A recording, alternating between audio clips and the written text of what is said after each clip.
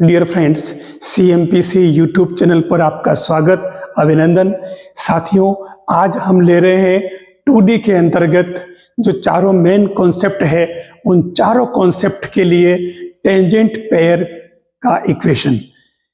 पहला जो कॉन्सेप्ट है वो है हमारा सर्कल, एक सर्कल के लिए टेंजेंट पेयर।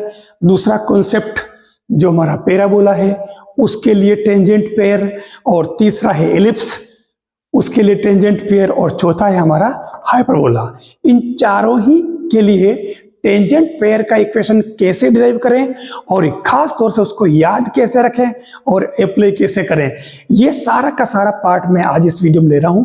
आप वीडियो को ठीक से समझें, देखें और लास्ट तक देखें, बीच में छोड़े नहीं, ताकि आपको समझ में आ जाए। और इसका जो क्वेश्चन RPSC फर्स्ट ग्रेड हुआ, सेकंड ग्रेड हुआ, या ग्रेजुएशन लेवल का कोई भी एग्जाम दे रहे हैं, या किसी भी यूनिवर्सिटीज के स्टूडेंट इसका एग्जाम दे रहे हैं और उसमें 2D आ रहा है और पैराबोला, एलिप्स और ये हाइपरबोला और जो सर्कल आ रहे हैं चारों कॉन्सेप्ट, तो वहां तो ये कॉन्सेप्ट बहुत ज्यादा काम का है। मुझे याद है जब BSc करा था मैं किसी जमाने में, उस समय कुछ पता भी नहीं चलता था क्या, जब घुसे ही थे अंदर। लेकिन ये चीजें इतनी बढ़िया है, थोड़ा सा अगर ध्यान से समझा जाए तो ये भूलने की स्थिति बनती नहीं। और आज मैं ऐसे ही बताने जा रहा हूं, आप एक बार पढ़ लोगे, एक बार इस वीडियो को देख लोगे, आप कभी नहीं भूलोगे। लीजिए हम स्टार्ट करते हैं इस टॉपिक को। और इसमें मैं सबसे पहले लेता हूं आपका सर्कल।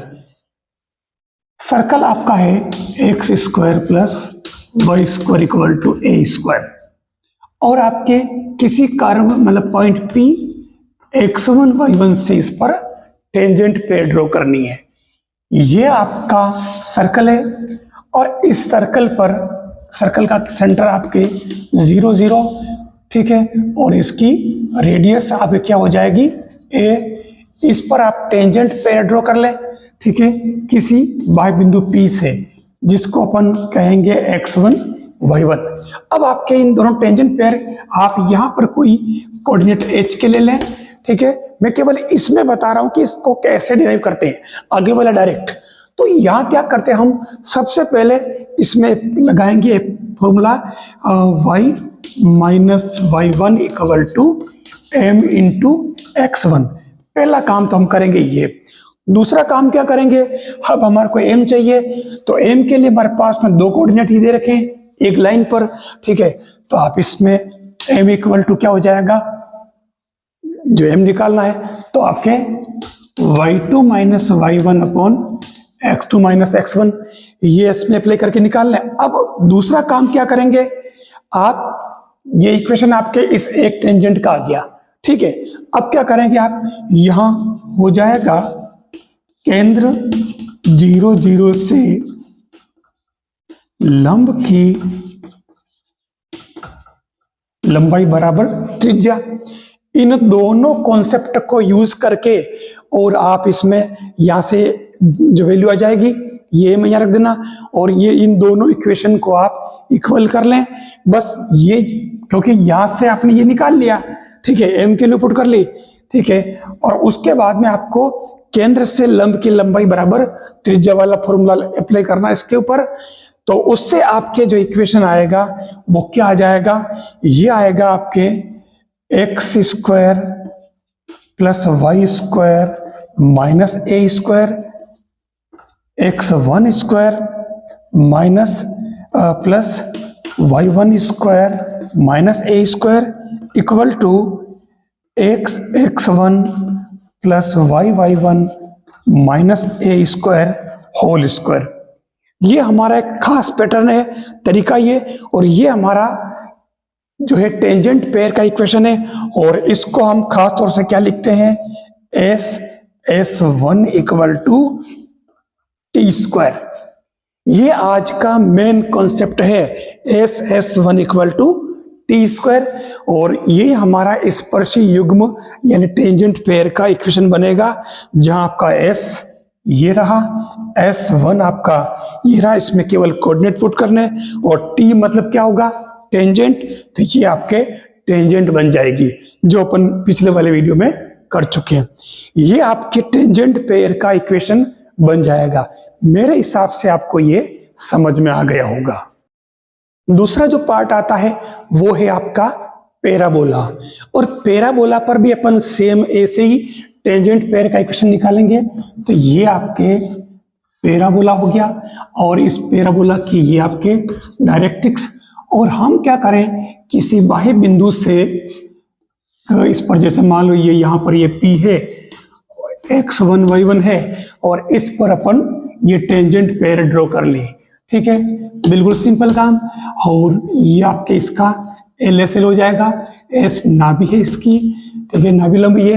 अब हमारा जो मेन काम है, क्योंकि पैराबोला हमारा है y² = 4ax, ठीक है।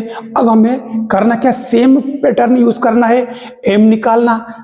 वो आपके इसमें m = आपको y2 - y1 upon x2 - x1 use करना होगा। दूसरा काम आपको क्या करना पड़ेगा, y = mx + a/m यूज करना होगा। अब ये कौन सा फॉर्मूला है ये आपको बताना है कमेंट बॉक्स में कमेंट करके। है तो स्ट्रेट लाइन का, लेकिन ये कौन सी स्ट्रेट लाइन है, पैराबोला के क्या रिलेशन में है, ठीक है। अब इसमें क्या है, तीसरा जो काम आएगा आपका वो ये आएगा कि आप इसमें ये वाली वैल्यू कहाँ रखोगे, ये इसमें y - y1 = m × x - x1, और इससे आप m कंपेयर करके निकाल लोगे। तो फाइनली आपके जो फॉर्मूला बनेगा वो क्या बन जाएगा, y² - 4ax फिर y1² - 4ax1 = y1 - 2ax + x1 और इसका होल स्क्वायर। फाइनली ये फॉर्मूला बनेगा। ये आपके किसका है, टेंजेंट पेयर ऑफ पैराबोला। अब इसमें ये फाइनली बना क्या है, ये अगर ध्यान से देखो तो S1 और t², ठीक है, भले स्क्वायर लगा रहे हैं मत लगाओ आप। तो S मतलब क्या बन जाएगा, ये हो जाएगा y² - 4ax, ये बन जाएगा y1² - 4ax, और ये क्या बन जाएगा आपके y1 - 2ax + x1, ठीक है। इसमें आप ऐसे लिखेंगे ये, ठीक है ना, मतलब भले आप t की जगह पुट कर दें, ताकि ये फाइनली जो बन रहा है वो S1 = t² बन जाएगा।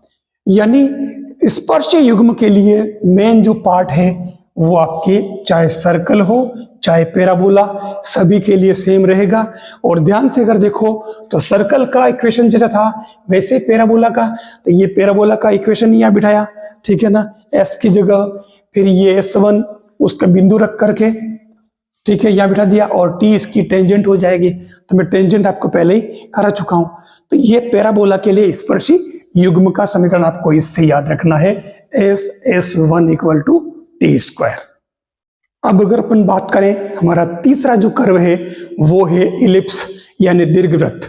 देखिए दीर्घवृत्त जो आपका होता है वो इस तरीके से मान लें आप, ठीक। अब ये दीर्घवृत्त जो देख रहा है आपको, ठीक है, a डैश, ठीक है, b डैश, ये आपके दीर्घाक्ष लघु अक्ष आप जानते ही हो। अब जो मेन बात आती है, मैं बात कर रहा हूं कि स्पर्श युग्म। तो स्पर्श युग्म के लिए आप ये इस तरीके से बना लें, ये आपके स्पर्श युग्म, आपको P, ये पॉइंट P है, x1 y1, और आप यहां पर कोई पॉइंट ले लें h के। सेम पैटर्न है जैसा सर्कल में, जैसा हाइपरबोला में। अब आपको क्या करना है, इसके अंदर जैसा पैटर्न पीछे अपनाया अपन सेम वैसे ही इसके अंदर भी इन स्पर्शी युग्म का समीकरण निकाल रहे हैं। तो हमारा जो दीर्घवृत्त है वो क्या है, हमें इक्वेशन तो पता ही है, x² / a²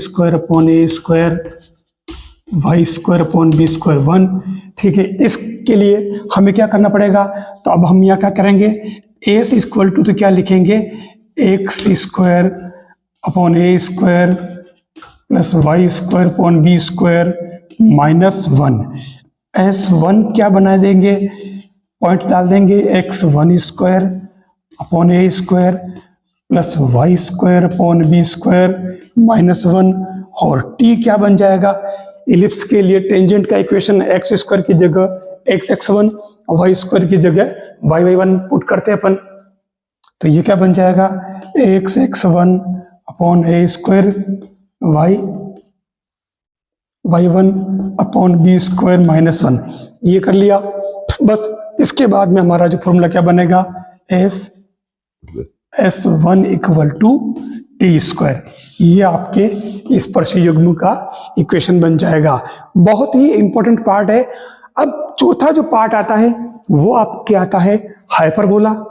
सेम हाइपरबोला के लिए क्या हो जाएगा, इसके अंदर जो आपका हाइपरबोला होता है वो इस तरीके से होता है, ये आपको पता ही है, सेंटर, ठीक है, ए डेज।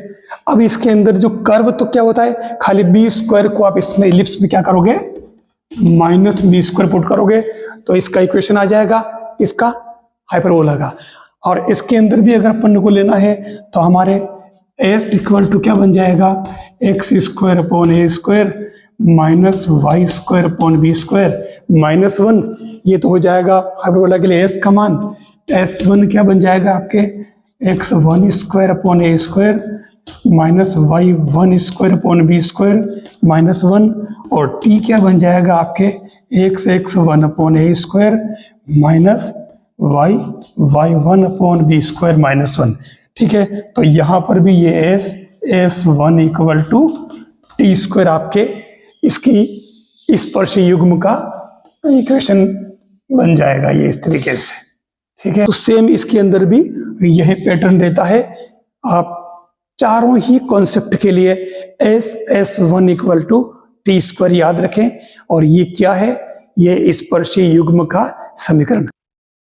अब अगर अपने को इनका यूज क्या है, s one equal to T square का, तो ये आपके ये सामान्य एग्जाम्पल देख लो। एक तो इस तरीके से यूज कर सकते हो, दूसरा जो खास तौर से डायरेक्टर सर्कल जो आप निकालते हो, नियामक वृत्त, जो नियामक वृत्त का क्वेश्चन तो अक्सर एग्जाम में पूछा जाता है, तो नियामक वृत्त का समीकरण निकालने के लिए भी इस S one equal T square का उपयोग होता है।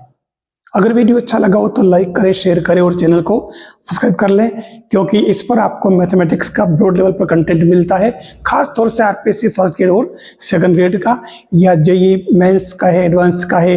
इसके अलावा अलग अलग जो यूनिवर्सिटीज़ के स्टूडेंट्स से जो ग्रेजुएशन लेवल पर पढ़ रहे हैं, तो उनके लिए भी कंटेंट कंप्लीट यहाँ पर मिलता है। आप चैनल से जरूर जुड़ें।